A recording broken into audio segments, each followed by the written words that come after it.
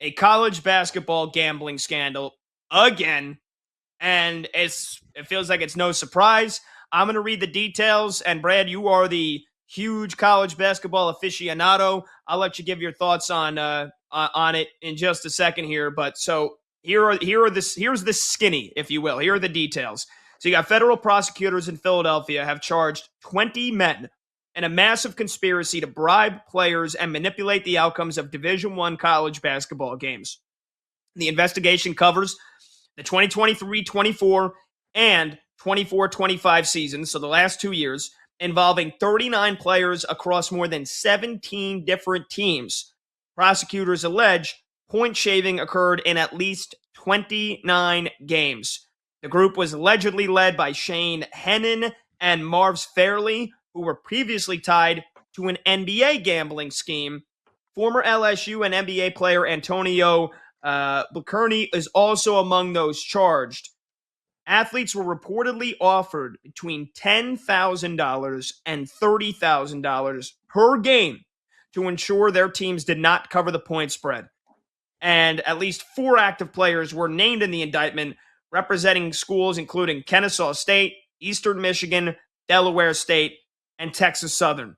The scheme reportedly began in 2022 in the Chinese Basketball Association, where Blackerney was allegedly paid $200,000 to manipulate his performances before the group moved into the U.S. college ranks. And what's the response? NCAA President Charlie Baker issued a statement thanking law enforcement and doubled down on his push to ban prop bets on college athletes to protect the integrity of the game. Not surprising to me. I remember kind of seeing a lot of stuff and a lot of rumblings of this on social media last year with a lot of first half spreads that were really fishy and like thousands, hundreds of thousands of dollars getting steamed on teams. And so Antonio Blakeney, one of the guys that was leading this charge here, former LSU and NBA player. And Brad, your overall thoughts on this? Yeah, look, I'm not at all floored. This has come to light. This has been in kind of in the works for months. And according to FBI officials, according to the NCAA, and finally it's out there publicly. A number of schools that were involved in this, and none of them really big name programs, as you would really expect. And I'll dive into that here in a minute. Abilene Christian, Alabama State, Buffalo, Coppin State, DePaul. That's the biggest school, but they're bottom feeders, and they caught a stray. In the government release of the report. They're like, yeah, they're dead last in the Big East. That was actually in the report, which I chuckled at. But it's true. Eastern Michigan, Fordham, Kennesaw State, LaSalle, New Orleans, Nichols, NC-A&T, Northwestern State, Robert Morris, St. Louis, Southern Mississippi, and Tulane. Again, these are kind of the sisters of the motherless poor in their respective leagues. So these are players that can be taken advantage of. They can be exploited because they're at the smaller level, so they're making very little dollars in terms of the NIL. So if somebody approaches you and is like, hey man, you want to miss a few shots? You want to have a couple of errant passes? Here's $15,000 in your account if you do that tonight. That player is probably going to be like, okay, I'll debate it. I'll run the risk. That's easy money. Not a problem at all. There have been a number of highlight packages that have made the rounds on social media involving some of the players that were named in the report that was released today. And you see it firsthand. I mean, it's clear. It's direct. It is obvious. They were shaving points. Now, you might say, oh, yeah, this is a rarity. Well, this has happened going all the way back since the 1950s. There was a documented case in 1951, and then in 1961, the late 70s with Boston College. 1985, again, with Tulane was also involved this time around. So this isn't exactly an extreme rarity, though I do want to put in perspective, it's not like this is a rash, sport-wide problem. It's certainly not happening in the Power 5 leagues that are out there and guys making the big money checks. They're not being swayed in their throwing games. That's not going to be the case at all. These are 29 games that were cited in this issued report, and you play over 2,100 games every given season of the world of college basketball. But these guys are also like the Hamburglar when it comes to criminal IQ. If you're out there wagering $458,000 on Towson to beat UNC A&T, That was one of the bets that was cited. $424,000 on Kent State.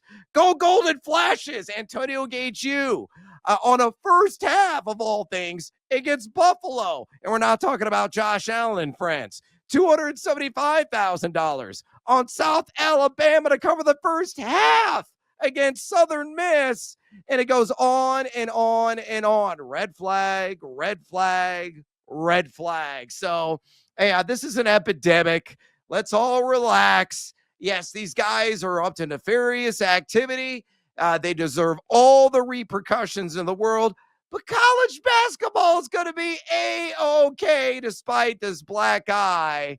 And the last thing I'm going to say about it, with the NCAA getting involved, they're just going to use this as an excuse. Oh, we got to get rid of player props.